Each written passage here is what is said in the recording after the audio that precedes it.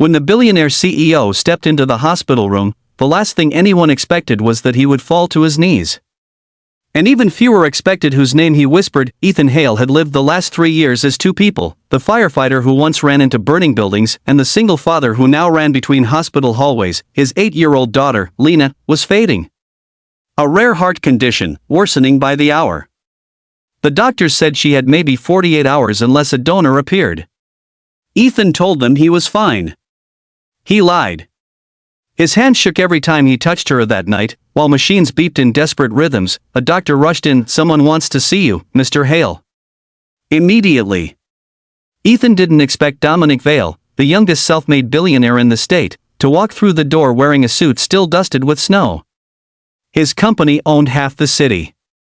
His face was known everywhere, cold, polished, untouchable, but as soon as Dominic saw Lena, something inside him cracked. She looks just like Elise," he whispered. Ethan frowned. "Who?" Dominic blinked hard. "Someone I failed. A long time ago." He stepped closer, voice steadying with alarming clarity. "I can save her." Ethan felt anger spark. "If this is a joke, it's not." Dominic produced a file. "My company develops experimental biotech. A donor heart incubated from compatible stem tissue. It's been approved for emergency use. But it requires special authorization, my authorization." Ethan could barely breathe. "Why would you do this for us?" Dominic's eyes dropped to the floor. "Because I couldn't save Elise." He looked at Ethan again. "Let me save your little girl." Ethan nodded, tears blurring his sight. The surgery happened at dawn. Hours later, a trembling doctor walked into the waiting room. "She made it. Lena is stable." Ethan collapsed with relief. Dominic turned away, wiping his eyes so no one would see, but that wasn't the end. Everything 2 weeks after the life-saving operation, Ethan was finally able to breathe. Lena was smiling again, her cheeks pink, her laughter alive. He had no idea what life was about to demand from him next. Dominic Vale arrived at the hospital quietly, like a man carrying more burdens than his fortune could hide. "I need to talk to you privately," he said. They walked into an empty stairwell. Dominic handed Ethan a thick envelope. "This is a contract. Before you refuse, please read it." Ethan opened it and froze. Dominic wanted to fund Lena's lifelong medical care, pay for her education, and ensure she never wanted for anything again, in exchange for Ethan becoming the public face of Dominic's new humanitarian foundation, a foundation driven by the biotech that had saved Lena. Ethan stared. "Why me?" "Because people trust firefighters," Dominic said softly. "No one trusts billionaires. Not anymore." Ethan swallowed. "This isn't about publicity, is it?" Dominic hesitated. And then the truth fell out. "I started this foundation for Elise. My sister," he said, voice cracking for the first time. "She died waiting for a transplant when we were kids.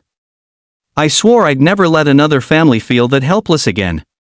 Ethan felt the weight of the man standing in front of him, someone who carried guilt like a chain. But the contract had one more clause. "I want you and Lena to move into the Vale estate for 6 months, Dominic said.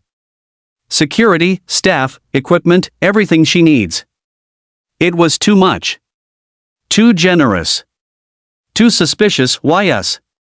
Ethan whispered. Dominic's response was barely audible. "Because when I saw you fighting for your daughter, I saw the man I wish my father had been for me." Silence. Then Ethan did something that surprised them both. He hugged him. It was clumsy, unexpected, even awkward, but it broke something hardened inside Dominic Vale. The turning point. Months passed. Lena thrived. Ethan became the face of the foundation, charismatic, genuine, believable. Donations soared. Lives were saved. The world began to see Dominic differently for the first time in years. Dominic felt something he thought he'd lost long ago, hope, and that's when disaster struck. A whistleblower leaked documents claiming Dominic's company profited from inflated medical tech prices. People turned on him overnight. Journalists stormed the gates. Protesters lined the street. Ethan confronted him. "Is any of it true?" Dominic shook his head. "No. But it doesn't matter. People believe what hurts the most." He looked defeated. The invincible billionaire suddenly very human. Ethan took a breath. "Then let me help you." "What can you possibly do?" Ethan smiled sadly. Tell the truth. The whole truth. The RESOLUTIO. In the next week, Ethan stood with Dominic in front of millions during a live broadcast. He told the world what Dominic had done for Lena. He revealed the foundation's real purpose. He showed proof of every donation, every surgery funded, every life saved, and then Ethan said the words that changed everything: heroes don't always look like firefighters, sometimes they wear suits and carry regrets. Public opinion flipped almost overnight, donations skyrocketed, critics apologized, the foundation became a global force for medical hope, and Dominic, he stood beside Ethan and Lena at a ceremony unveiling a new children's hospital wing, named the Elise Vale Center for Hope. Dominic looked at Ethan and whispered, "Thank you, for saving me too."